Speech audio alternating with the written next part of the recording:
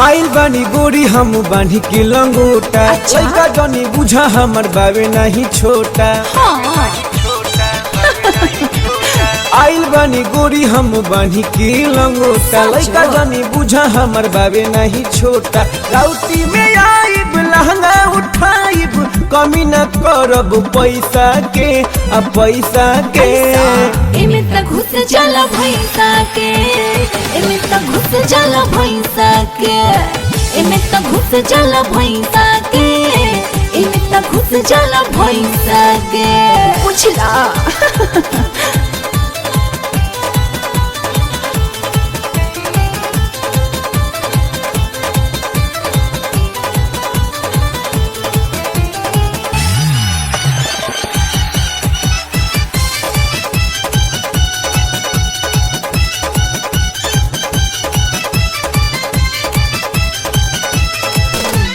कुंवर में दिले रहनी नहीं तो राटल रे। सच ते कहता रे रही तोर फाटल रे। चुप रह बा, मार खैबा।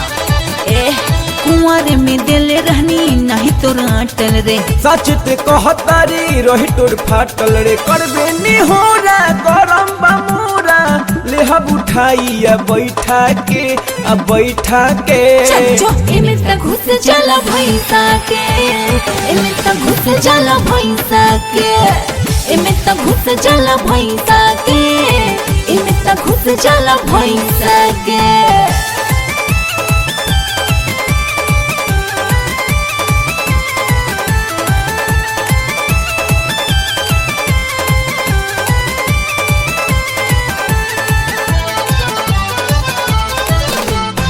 टुपल बजवन तहारी आज उघार होई। चुपचाप रहना ता बोलल बेकार होई। बुझला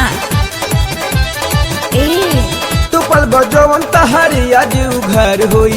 चुपचाप रहना ता बोलल बेकार होई। करबे ते माना चली ना बहाना बहुत देखनी तोहर जैसा के। अच्छा। जैसा के एमे त घुस जाला भैंसा के, एमे त घुस जाला भैंसा के, एमे त घुस जाला भैंसा के, एमे त घुस जाला भैंसा के। आइल बानी गोरी हम बानी के लंगोटा। लइका जानी बुझा हमर बावे नहीं छोटा। राउती में आइब लहंगा उठाइब कमी न करब पैसा के आ पैसा के। एमे त घुस जाला भैंसा के, एमे त घुस जाला भैंसा के, एमे त घुस जाला भैंसा के, एमे त घुस जाला भैंसा के।